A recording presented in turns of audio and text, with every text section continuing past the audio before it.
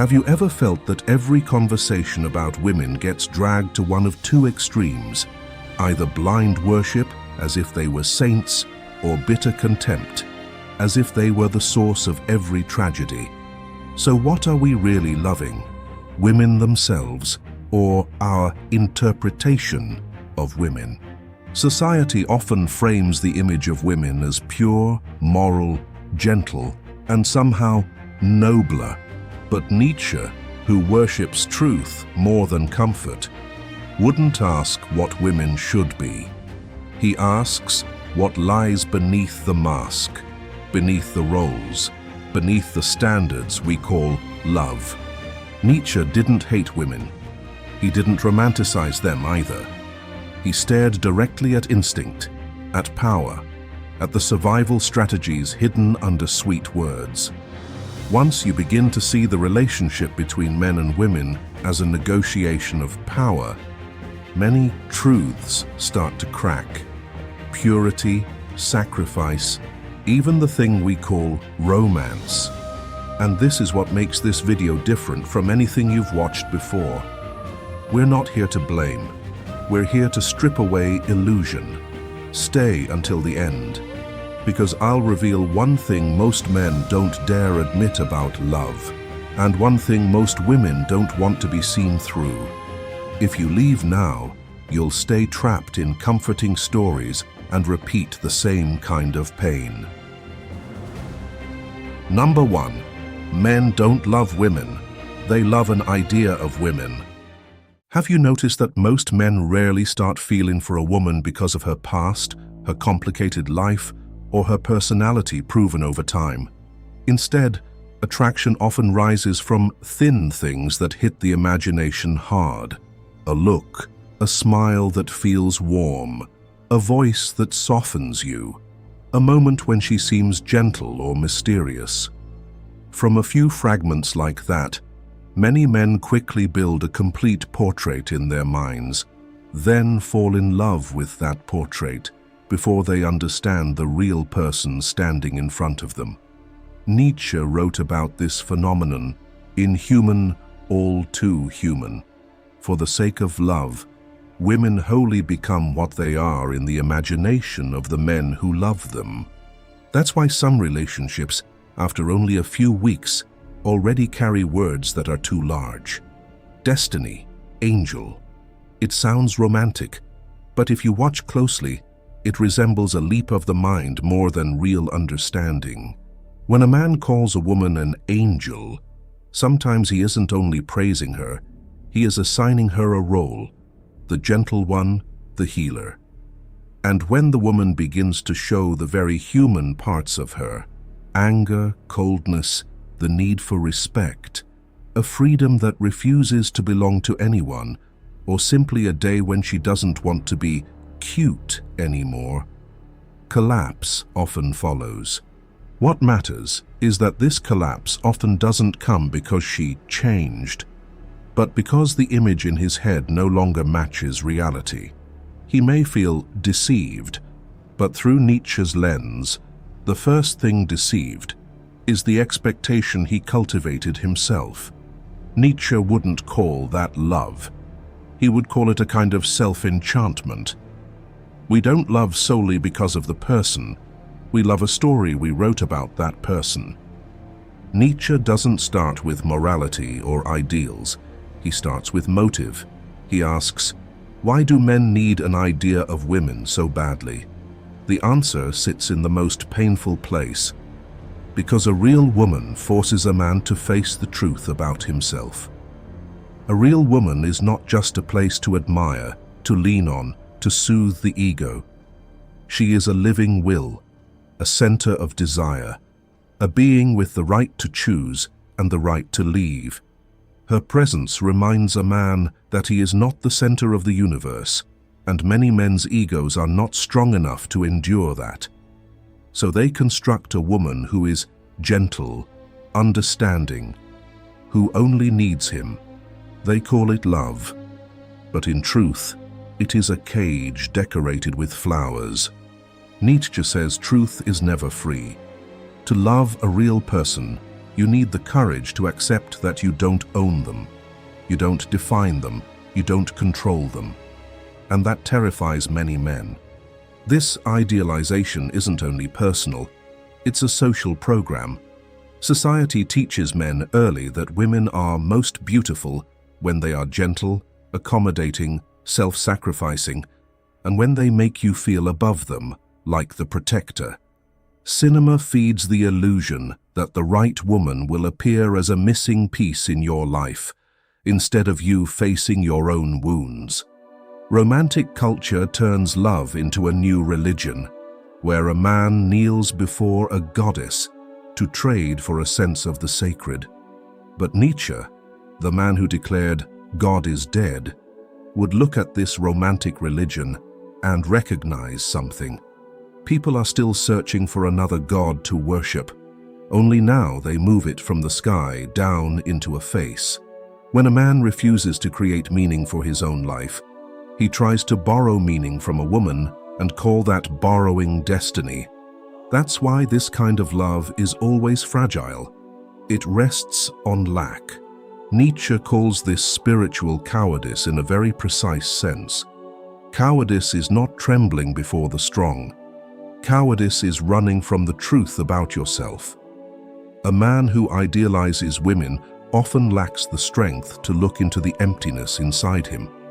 He can't admit that he is lonely, that he lacks purpose, that he fears being ordinary. So he creates an ideal woman like a magic mirror. In that mirror, he sees himself as better, nobler, more valuable. He gives her the title angel. But in reality, he is giving himself a story to keep living. The philosopher Kierkegaard wrote extensively about the despair of living in imagination, because imagination makes you feel as if you're floating in the sky. Nietzsche goes deeper. Imagination doesn't only make you despair, it can make you dangerous, because you will pour your rage onto reality when reality refuses to serve your dream. That's the moment a man shifts from "you're an angel" to "all women are the same." Those two lines seem opposite, but they come from the same source. He never saw her as an ordinary human being. Right now, I want you to be honest with yourself for a moment. Have you ever loved someone very fast, then later felt betrayed? And the more you thought about it, the more you realized that what shattered was the picture you painted of them. If you have, that's okay, because it isn't a weakness. It's the moment you touch the mechanism Nietzsche is pointing to. If you can, leave a short comment. I once loved an image. Writing it out is already one step away from illusion, one step toward reclaiming inner power, so that next time you don't love to be saved, but love with more clarity and maturity. Here, awakening doesn't lie in condemning men. It lies in seeing how power operates inside illusion. When the romantic mask falls, the man doesn't only see the truth about her, he sees the truth about himself. That's why many relationships don't break because they're incompatible, but because truth arrived too early, when the ego wasn't strong enough to receive it. Nietzsche would call that a failure of inner strength, because strength is not keeping someone from leaving. Strength is being able to bear the truth without destroying it. If you want to see deeper, you have to ask a ruthless question. When you say, "I love her," what are you loving? The person in front of you, or the feeling she gives you about yourself? Nietzsche doesn't tell you to stop loving. He only demands that you return dignity to love. Love is not a sedative. Love is a test of maturity. A man only begins to love for real when he dares to stop worshipping women as idols and dares to meet her as an equal will, free, shadowed, and never belonging to him. And that moment, even if it hurts, is the moment love becomes real. And yet the moment you stop idealizing and begin to see her as an independent will, you realize something else. In relationships, what pulls us along is rarely a direct command. It's often tiny, subtle forces, enough to shift our emotions and decisions without us noticing. And to understand that, we need to enter Nietzsche's view of power. Number 2, women's soft power. Nietzsche looks at power in a way that makes many people uncomfortable because he doesn't define power the way we're used to. Power, in his eyes, is not only muscle, money, or status. Power is a life current, the deepest instinct that drives human beings to assert themselves, to shape the world in their own image. Power can be as brutal as a punch, but it can also be as delicate as silence at the right moment. Power can live in a leader's order, but it can also live in a glance that makes someone unconsciously adjust their tone. And once you understand power as multi-formed, you'll understand why Nietzsche never saw women as the weaker sex. He simply saw a different kind of power, less showy, but often more enduring and harder to resist. History placed women inside a structure where direct power was almost locked away. For centuries, women weren't allowed to stand where laws are made, to hold official authority, to own property like men, to wage war, or to design social order in the blunt sense. When the door of power closes in front, the survival instinct opens another door. What's interesting is that Nietzsche didn't see this shift as pure tragedy, but as psychological evolution. When you're blocked from shaping the world through direct force, you are compelled to learn to shape it through influence.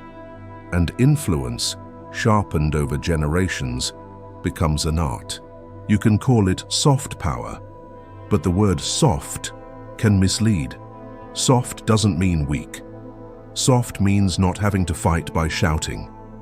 Soft means letting the other person feel confident that they are deciding freely while the direction has already been subtly turned.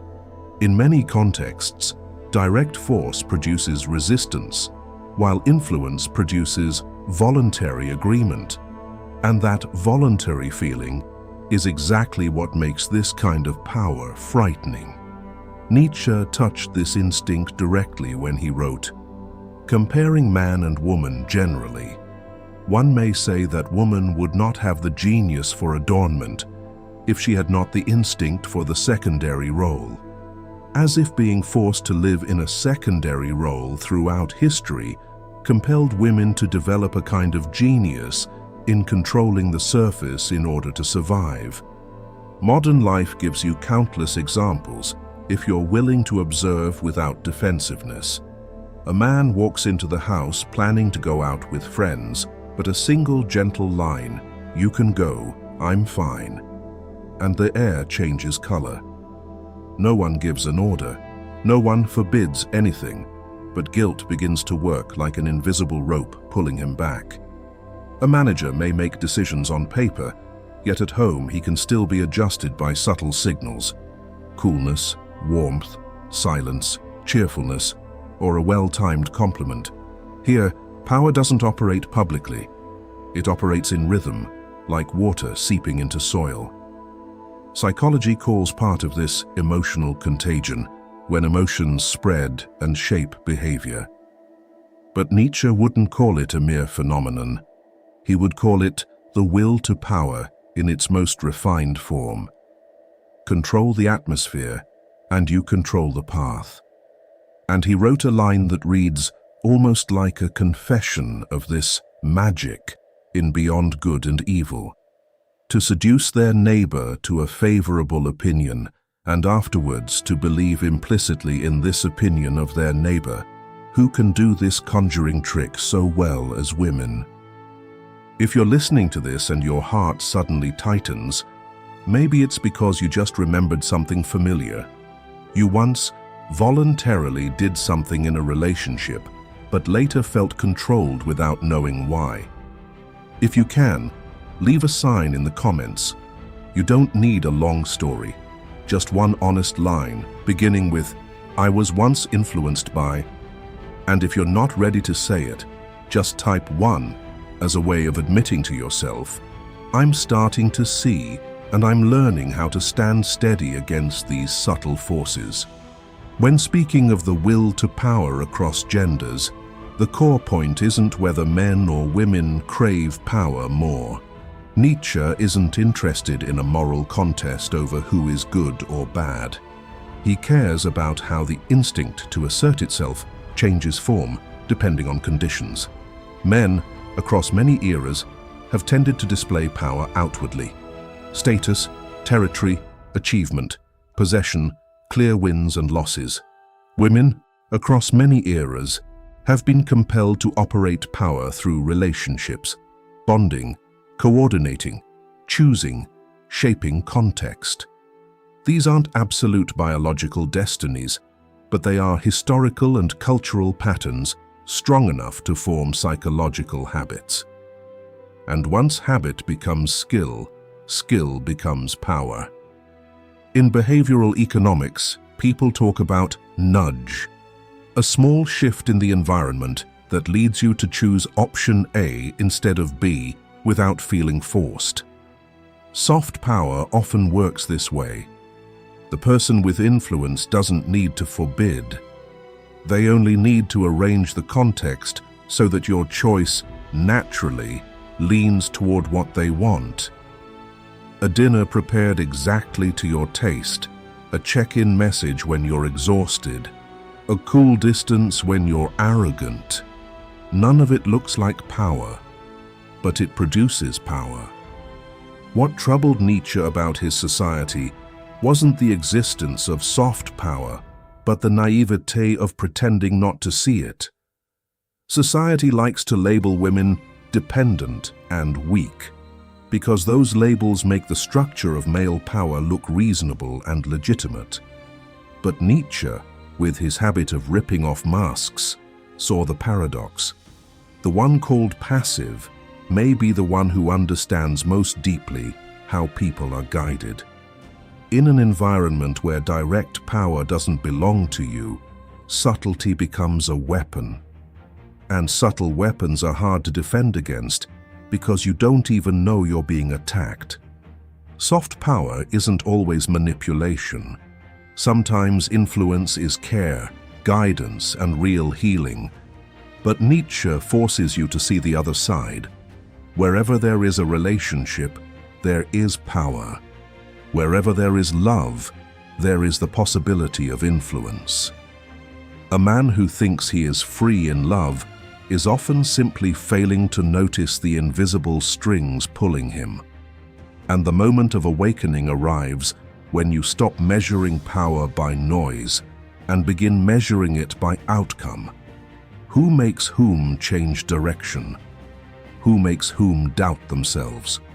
Who makes whom apologize without even knowing what they did wrong? Those questions aren't romantic, but they expose the truth. From there, you begin to understand why romance is so necessary. It not only beautifies love, but it also covers the tug-of-war underneath. From here, we enter Nietzsche's coldest view of love. Number 3. Love is a battlefield covered in romance. If there is one thing Nietzsche would never do, it is kneel before love as if before an altar. He does not deny love, but he rejects the sugar-coated story society tells. Love as a pure, equal, moral place where two souls find each other and everything becomes right from then on. Nietzsche looks more directly. Love resembles a pact of power, an invisible contract between two living wills, and within that contract, there are always hidden clauses. Love is seductive because it is conflict wrapped in sweetness. It allows two different beings to collide and still call it connection. You can recognize this through a tiny detail everyone has experienced. The moment two people begin to like each other, both become softer, yet also more watchful. People do not only want to love, but they also want certainty. People do not only want closeness, but they also want belonging. People do not only want to share, but they also want to know what the other thinks of them. In everyday language, that is love. In Nietzsche's language, that is the will to power trying to take root in another being. Nietzsche sees love as the place where two instincts clash, and the irony is that the clash itself creates the spell. If two people were completely identical, love would taste as bland as plain water. Difference creates electricity, and electricity creates what people call love at first sight. But once the current appears, the game begins. One person wants to be closer for safety, the other wants more distance for freedom. One person wants to define the relationship, the other wants to keep it vague so they won't be bound. One person wants guarantees through promises, the other wants guarantees through actions. These frictions grow from instinct, like weeds rising from soil. And then society arrives and sprinkles sugar over it. Flowers, music, vows, memories. That sugar makes people forget that underneath it is still a negotiation between two human beings with completely different desires. Here, Nietzsche offers a hard-to-swallow observation. Men often find it easier to love through ideals, while women love through survival. This does not mean all men are dreamers and all women are calculating, but it points to an instinctive tendency reinforced by history and culture. Many men love a dream, love the feeling of becoming a better man beside her, love the image of themselves as savior, victor, chosen one. They can become intoxicated by a few words, a few symbols, a few cinematic moments. Many women, by contrast, are often more sensitive to questions like, where is this relationship taking me? Am I safe? Is there a foundation for the future? Is this person reliable? Can I lean on them when hardship comes? When a man says, I love you because you make life feel meaningful, many women also hear an unspoken question. When life stops feeling meaningful to you, will you still stay? When women ask, what are we to each other? Many men hear it like a noose. Two different needs collide, and society calls the impact romance. The key in this battlefield of love lies in three questions every relationship answers, whether spoken or not. The first question is, who defines value? When someone is always the pursued one, always the one apologized to first, always the one who can disappear and return and still be welcomed, that person holds the power to define value. They decide what is enough, what is lacking, and what is the standard. The other person, even if loved, still lives in a state of having to prove themselves. Nietzsche would say that in love, the weakest is not the one with less money, but the one who must prove they deserve to stay. The second question is, who holds the emotional rhythm? Emotional rhythm is not about who is happier, but about who can change the color of the atmosphere. When the rhythm sits in someone's hands, the other begins to live like a minesweeper. Nietzsche would call that spiritual dependence, a modern form of slavery that needs no chains. And what is frightening is that many people call it loving more. The third question is, who fears losing whom more? The one who fears loss more usually yields more, and the one who yields more gradually loses the right to negotiate. The one who fears more will legitimize everything through morality. I do it because I love. I endure because I care. But Nietzsche hears those lines and recognizes an old pattern. People use morality to cover weakness. And when fear becomes the foundation, love turns into a battlefield where one side carries weapons and the other does not. Still, Nietzsche does not say this to make you doubt love, until you become cold. He says it so you stop being naive. When you believe love contains no power, you become the most obedient victim of power. You will be controlled and still call it destiny. You will be assigned a value and still call it a standard. Nietzsche wants you awake so you can have autonomy.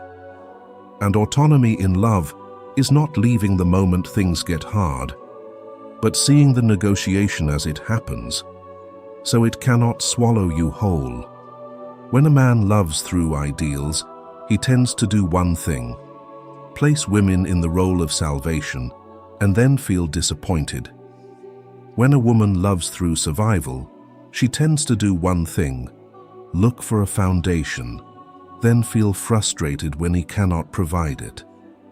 Then the two hurt each other because they are loving through different instincts without realizing it. The battlefield appears not when they hate each other, but when they try to turn the other into a tool for their own needs. And then roses become props, vows become decorative paper for a tug of war. Nietzsche will not invite you to seek comfort. He invites you to seek truth. Look at love as a pact of power, then ask what you are signing, what you are yielding, what you are demanding, and what you are afraid of. When you name fear correctly, you gain the ability to negotiate with dignity rather than panic. Yet people rarely say plainly, "I'm afraid." People often dress fear in clothing that looks better, feels more acceptable, and that clothing is called morality. Right, wrong, good, bad, worthy, unworthy. That is why, after seeing love as power, we must look next at the most refined language power borrows to hide itself. If you are still listening this far, it means you are not here for comfort. You are here for the truth, so you can live. We have crossed half the journey and stay until the end, because the next part will show you how morality and virtue can become a subtle form of power. If you find this content useful and want to walk longer, please like and subscribe. So each time we peel back another layer of illusion, you won't be left behind. Number 4. Morality and virtue are sometimes tools of power. Nietzsche holds a very dangerous suspicion. Morality is not as clean as people preach. He does not deny that kindness exists, that sacrifice exists, that real love exists. But he refuses to believe morality is a light falling from heaven, neutral and pure. Nietzsche sees morality as a psychological technology, a system created by human beings to control human beings. And the weapon of that system is not a sword or gun, but something that cuts deeper: guilt. When you can control someone's guilt, you only need to bind their mind, and they will lead themselves like an obedient animal.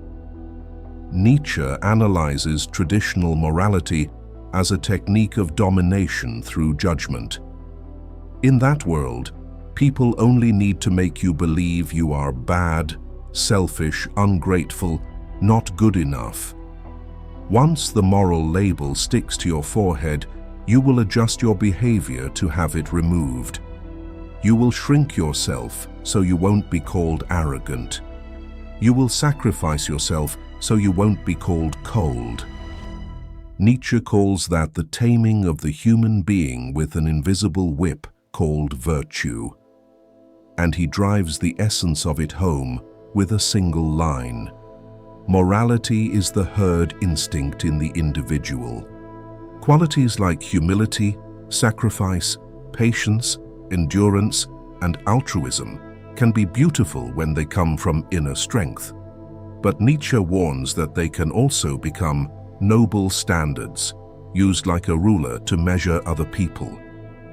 When a quality is raised into an ideal, it develops a shadow. It becomes a tool for creating obligation. You no longer act because you choose to, you act because you must. Nietzsche sees this as a dark reversal. Instead of morality making human beings freer, morality becomes a cage that makes them more obedient.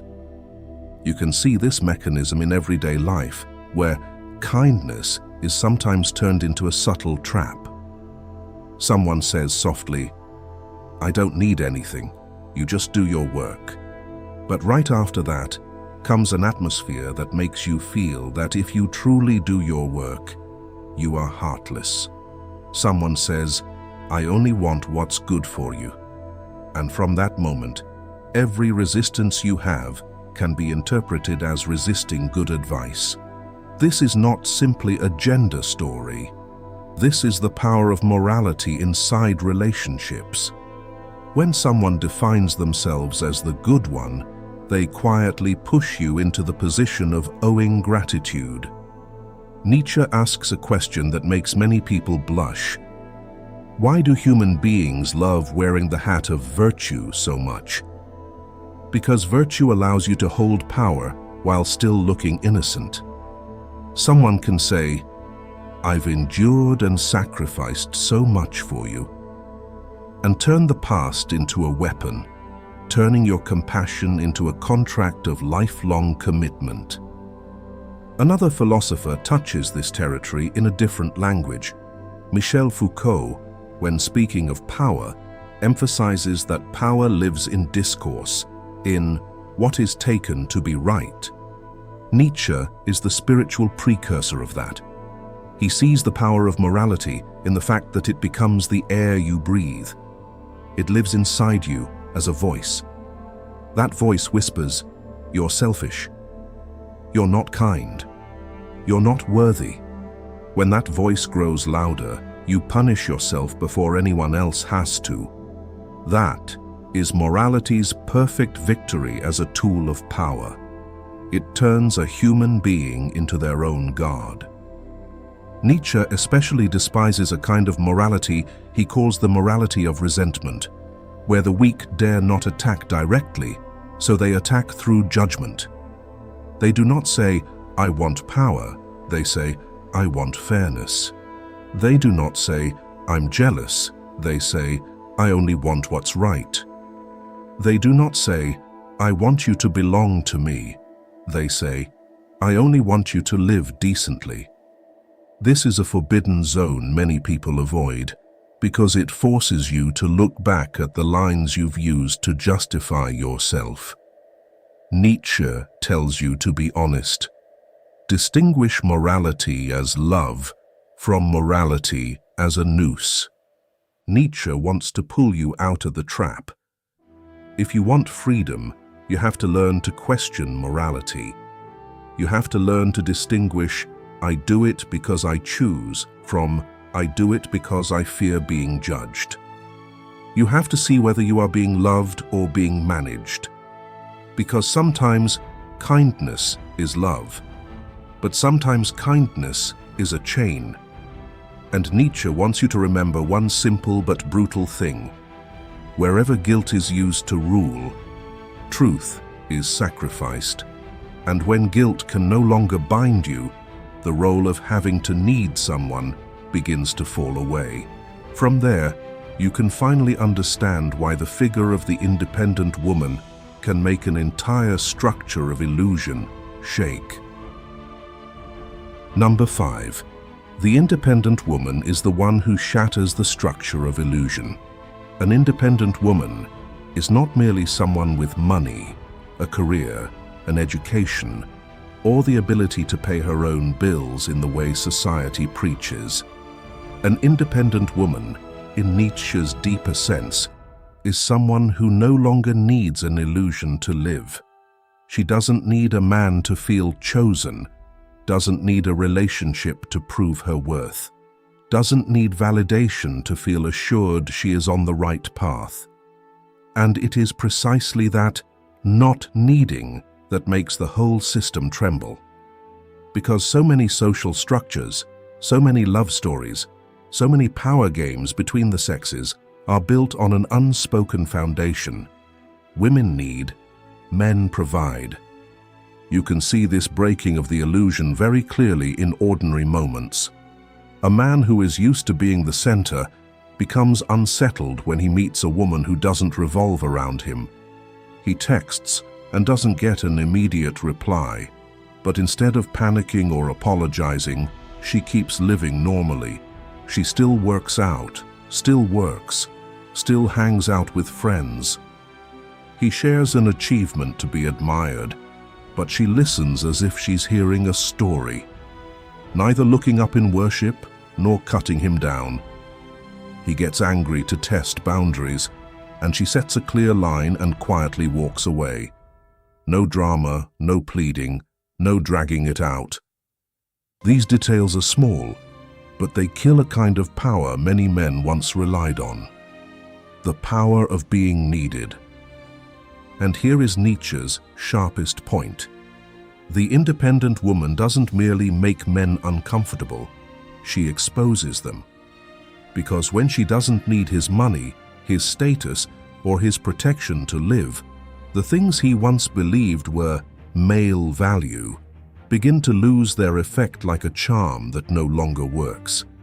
He is forced to face a ruthless question. Beyond what he owns, who is he? Beyond his ability to provide, what does he still have to give? For some men, that question becomes anger or fear, or worse, contempt. That is why you can see a very modern phenomenon Nietzsche almost predicted by instinct. As independent women appear more often, some men who fail to transform in time turn to attack.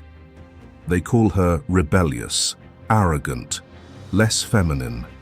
They speak as if she is at fault for refusing to play the role he wants. In truth, what they are complaining about is not her personality, but the fact that she no longer fits the old script. Nietzsche would call this the resentment of those who have been stripped of privilege. When you can't conquer through real strength, you try to conquer through judgment. In the old structure, love was often confused with dependence, and dependence was confused with loyalty. When an independent woman loves, she chooses a man not because she lacks money or affection, but simply because she likes him. In Nietzsche's eyes, that is a sign of will to power, a person who no longer asks permission to exist.